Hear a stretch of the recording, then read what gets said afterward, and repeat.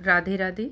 आज हम बनाएंगे सर्दियों के लिए खास स्पेशल लड्डू, बेसन के लड्डू, जिन्हें बनाकर आप घर पर तैयार करेंगे बहुत ही आसान तरीके से। और इसका मेज़रमेंट मतलब इसका नाप जो होगा ना, सारी चीज़ें नाप के साथ आप लें तो आपके लड्डू बहुत ही परफेक्ट बनेंगे, हेल्दी बनेंगे। और सर्दियों के लिए खासकर हम इन्हें बना रहे हैं, तो चलिए देखते हैं। सबसे पहले हम लेंगे बेसन। तो बेसन हमें आधा किलो लेना है और इसे हमें छानना ज़रूर है। तो छान लेते हैं। इसके बाद हम इसे भूनना शुरू करेंगे। तो इसे आपको मीडियम फ्लेम पर भूनना है, ज़्यादा तेज़ आंच पर इसे भूनना नहीं है। बहुत मीडियम फ्लेम पर भूनकर हम इसे तैयार करेंगे। जैसे ही यह भून जाएगा हम इसे दूसरे बर्तन में निकाल कर रख देंगे। तो इसे हम एक परात में मैंने इसे निकाल दिया है और इसको हमने हल्का कलर चेंज होने तक भूना है।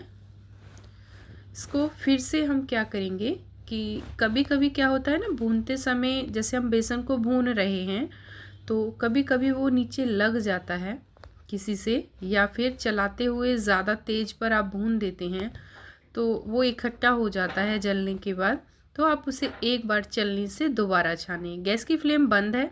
जिस कढ़ाई में मैंने इसे भूना था इसी में मैं इसे दोबारा से छान दूंगी। ठीक है, ये देखिए छानने के बाद इसमें से जो भी निकला वो मैंने हटा दिया है। अब हम इसमें घी डालेंगे।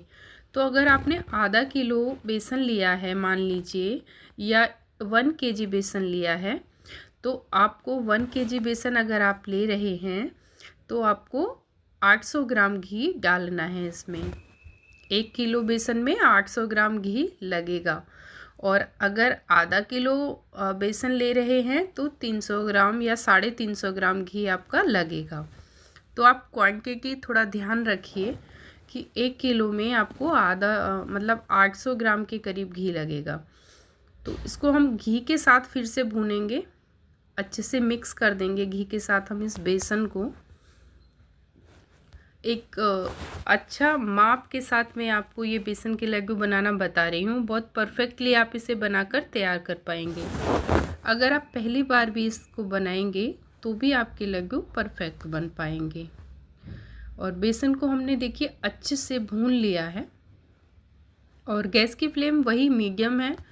और इसमें हम ड्राई फ्रूट्स डालने वाले हैं भर भर के।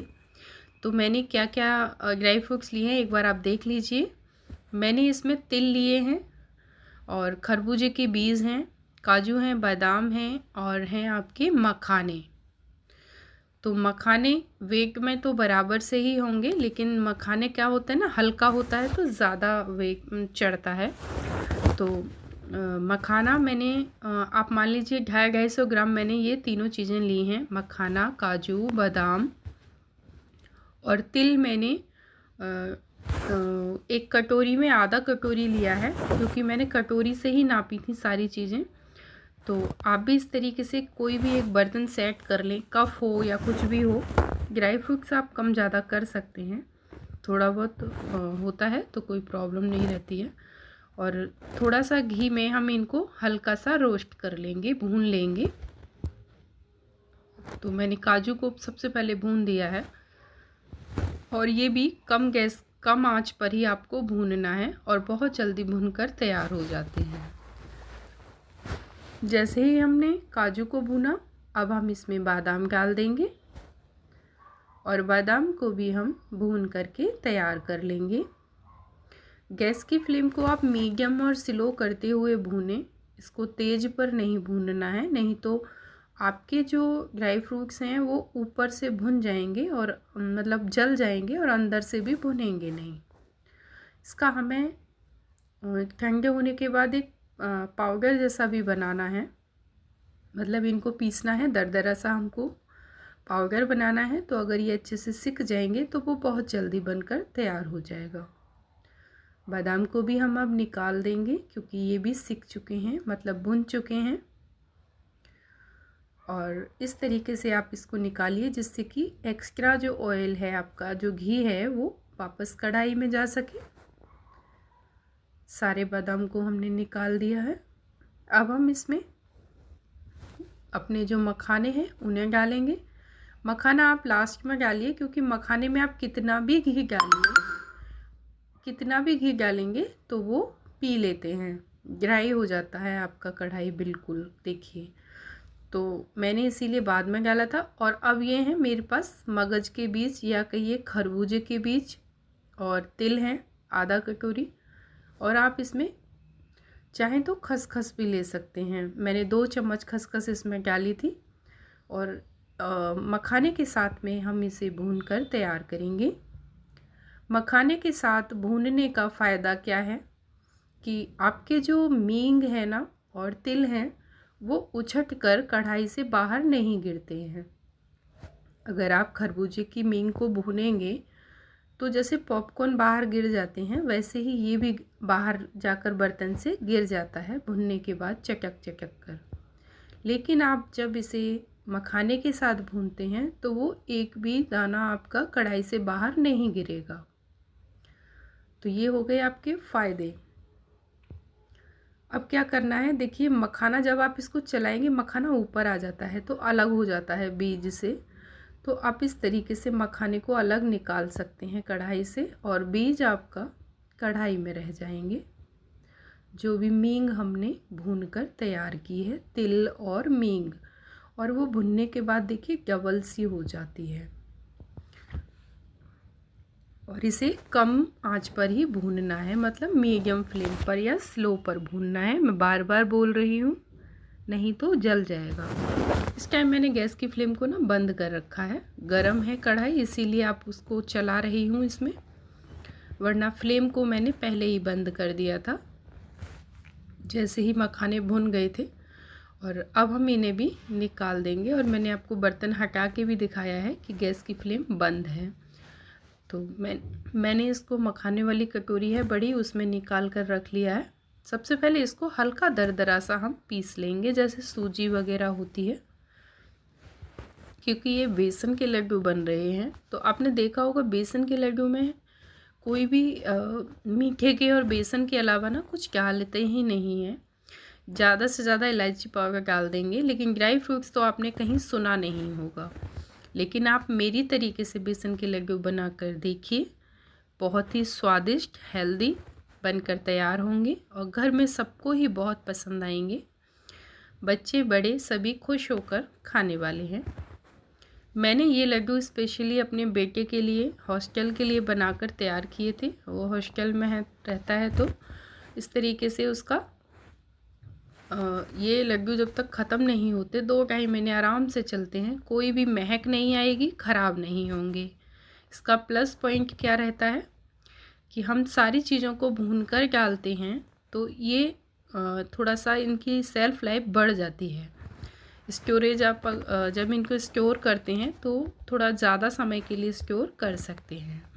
इसीलिए इनको भूनकर डालना चाहिए। जब ये अच्छे से भुन जाते हैं तो इनकी सेल्फ लाइफ भी बढ़ जाती है। और बेसन भी कच्चा नहीं रहना चाहिए, इसीलिए मैंने उसे घी के साथ भी भूना है। और पहले मैंने उसको बिना घी के भूना था, जिससे कि कलर का हमें अच्छे से अंदाज़ा लग जाता है, पता चलता है कि हाँ ये भुन चुका है बेसन। बेसन को जलाना भी नहीं है और भूनना भी है। इन काजू बादाम को भी हमने दरदरा सा ही पीसा है, एकदम फाइन पेस्ट पाउडर बनाकर तैयार नहीं किया है।